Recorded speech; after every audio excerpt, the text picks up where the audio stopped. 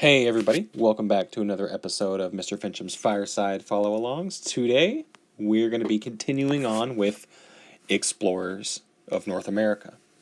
So, we left off on Chapter 3, we read page 17, but we're going to continue that now.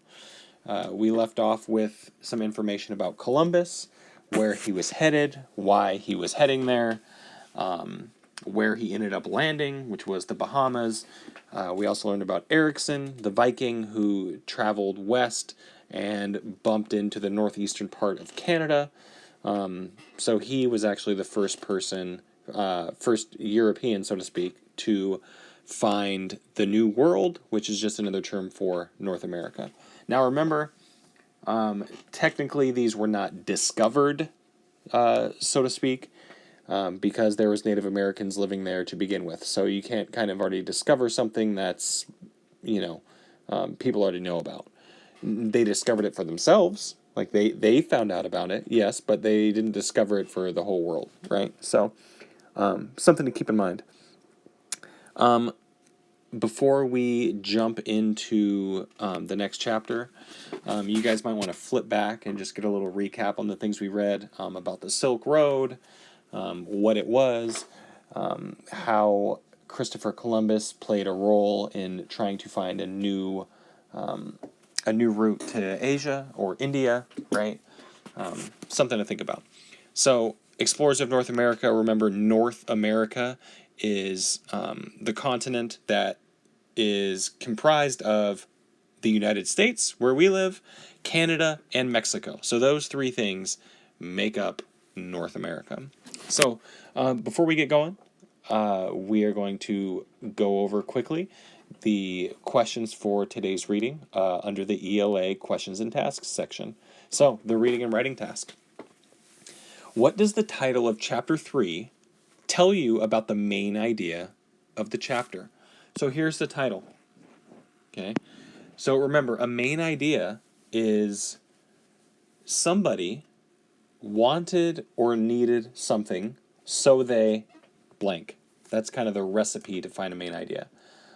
Who is the somebody in this chapter? And what did they want or need?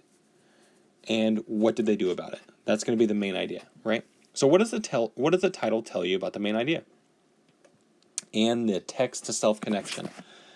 Imagine you have finally stumbled upon the lost city of El Dorado, the city of gold, after months and months of searching. You now have an enormous amount of wealth. When you return home, what would you buy with your newfound fortune? Include something for your friends, your family, yourself, and a donation to a charitable cause such as cancer research, homeless shelters, etc., and explain why you chose that cause. So, for the text of self-connection, you're going to pretend that you have found the city of gold, El Dorado. You found it. You have more wealth than you know what to do with, right? We're talking Jeff Bezos, Bill Gates type level of wealth. You are super rich, okay? When you get home, when you finally get home, what are you going to buy with your money? Include one thing for your friends or a friend, something for your family, something for yourself, and then a donation. So what would you donate to? Would you donate some money to the troops? Would you donate money to the fire department? Like it says here, cancer research. I don't know. I want to hear from you guys what you would use your money for a charitable cause, right? Maybe a cure for coronavirus. I don't know. Get creative with it. Use your imagination and let me know what you guys think. And then the extension, Medu. What did Hernan Cortes and Francisco Coronado have in common? So these are two people, Hernan Cortes and Francisco Coronado. What do they have in common? There is also a video link for a little bit of an extension on the Silk Road. So keep that in mind. And we're going to start off on page 18. So let's jump right into it. Defeating the Aztecs. In 1518, Spanish explorer Hernan Cortes set sail with 11 ships. He was determined to find gold. He arrived at the new land now called Mexico. The local people told Cortes about the Aztecs. They told him the Aztecs had great riches. Cortes led his men into the Aztec capital. It was larger than any European city at the time. The Aztec leader, Montezuma, welcomed Cortes. He gave Cortes gifts of gold and let him stay in his palace. So here is an illustration of Montezuma and Cortes. And let's read the little caption up here on the picture. The Aztec people treated Cortes warmly. According to some sources, they believed he was a human form of their god, Quetzalcoatl. So I'm going to try to pronounce this a little bit better. Quetzalcoatl doesn't sound right. Quetzalcoatl. Quetzalcoatl. Quetzalcoatl. That one's a tough one. But, so, Cortes arrives, right? He lands on the shores. He's never seen a city as large as this before. He's never seen one. Montezuma is treating him really kindly, welcomes him, says, come stay with us. He gives him gifts, right?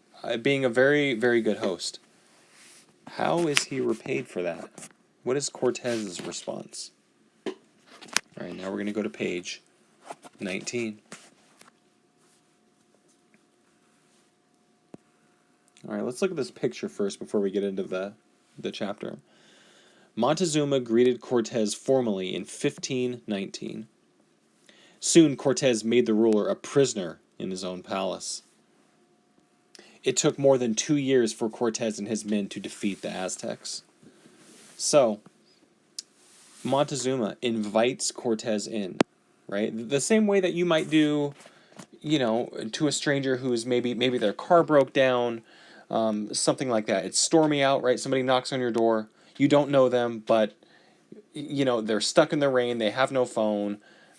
You might let them in and, give them, some hot chocolate. Let them sit by the fire. Be a good host, right? Be generous to people.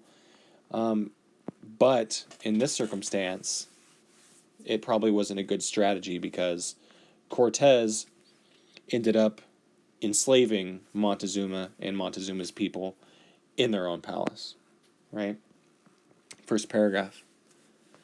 But Cortes wanted the Aztecs' wealth. He took Montezuma prisoner.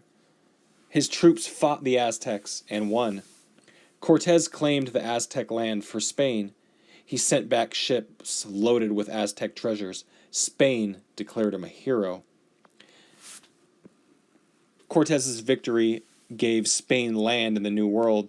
The land became a Spanish colony called New Spain. So, notice the picture. Notice this picture. Why do you think the Spaniards, Cortes and all them, won in this battle? They had 11 ships, but to me it seems like it's more likely that Montezuma and his men outnumbered the Spanish, right? I don't know that for sure, but you would think since the Aztecs lived there, right? It was their home nation, that there would be a lot of them, right? And there wouldn't be as many of the Spanish because there's only enough that you could fit on 11 ships. And keep in mind, this was bigger than any city in Europe at the time. So how did they win? Technology. Notice the Spanish at the time, steel armor from head to toe, right? These Aztec warriors, they're exposed, right? They're exposed. They don't have armor. A few of them might have shields, right? Probably made from wood or oak, something like that. But they don't have steel armor. They didn't have steel swords. They didn't have muskets, right? So the technology gave the Spanish the upper hand. And now they try to call it New Spain and claimed the area for themselves. All right, let's go to page 20. The Lost City of Gold. Francisco Coronado was governor of part of New Spain. He sent men into the wilderness in search of a city of gold. One man claimed to have found it. Coronado set out in search of the city in 1540. He traveled north for more than 4 months. Finally, he reached what is now New Mexico. There he found the Zuni people. They did not live in a golden city. They lived in buildings made from a mixture of mud and straw. Coronado was angry. He wanted gold, but he only found mud. Coronado threatened to make the Zuni slaves, so the Zuni attacked him. Coronado's men defeated the Zuni, but they never found their golden city. And here is like a little fact. There were no horses in the Americas before the Spanish brought them there. So now, think of all the horses, even across from Clover Creek. You guys can literally see horses from the playground, right? Horses are everywhere in our state. You can go ride horses at, not Long Beach, but at Ocean Shores, right? I'm sure you could still ride them at Long Beach, but I'm thinking Ocean Shores. There's horses everywhere in our state, let alone our whole nation, right? Farmers, ranchers use them. There's lots of rodeos. There's a rodeo or a place that I used to go with friends of mine to watch a rodeo that's in the Spanaway area, kind of near Puyallup. There's horses everywhere. There was none before the Spanish brought them there. Pretty crazy how things change in a few hundred years, huh? So Coronado, let's talk about him for a second. Coronado sets out for what? To find gold. What does he do? He finds a tribe that is just, a humble little tribe with buildings made of mud and straw. It makes him angry. So what does he do? He threatens to enslave them. Right? So the Zuni naturally, they said, hey, this guy is threatening us. We need to attack him before he attacks us. They did that. It still didn't work out. The Zuni were defeated. So page 21. Coronado's exploration of what is now the southwestern United States lasted for about 2 years. Coronado took more than 1,600 men with him on the journey. Here's a drawing of him. 1,600 men, armed, right, on horses. That's basically an army of people, just wandering, exploring throughout North America. During their exploration, of course, they're going to run into people, right? People who maybe they're peaceful, maybe they're not. I don't know, but they live there, right? So they're just walking into villages, towns, on people's land. Dangerous stuff exploring. And the final page for today, page 22. Here's a picture of a ship. Notice the little icons on the front of it. This ship was built to look like the Half Moon, the ship that Henry Hudson sailed up the Hudson River. In 2002, it sailed from New York City to Albany, New York. It's kind of a cool ship. So it has the American flag. I'm not sure what these are, but here's the Half Moon. Right? Kind of a cool ship. So we're going to stop there for today with Explorers of North America. But before we do, I will read you the questions one last time before we sign off. The reading and writing task. What does the title of Chapter 3 tell you about the main idea of the chapter? The text to self-connection. Imagine you have finally stumbled upon a lost city of El Dorado, the city of gold, after months and months of searching. You now have an enormous amount of wealth. When you return home, what would you buy with your newfound fortune? Include something for your friends, your family, yourself, and a donation to a charitable cause, such as cancer research, homeless shelters, etc. And then explain why you chose that cause. So tell me why you would donate it to one of those things. Maybe it's rainforest preservation, something to clean waters, or clean the ocean. I don't know. But tell me what you would donate to, and then tell me why. I need to know your why behind it. To me, that's the most interesting part. And the extension. What did Hernan Cortes and Francisco Coronado have in common? They had something in common. What was it? So that's going to be it for today. Don't forget to check out the video about the Silk Road. And I hope that you guys have a good day. As always, leave comments in the section below. You send me your stuff via email or Seesaw. I would love to hear from you guys.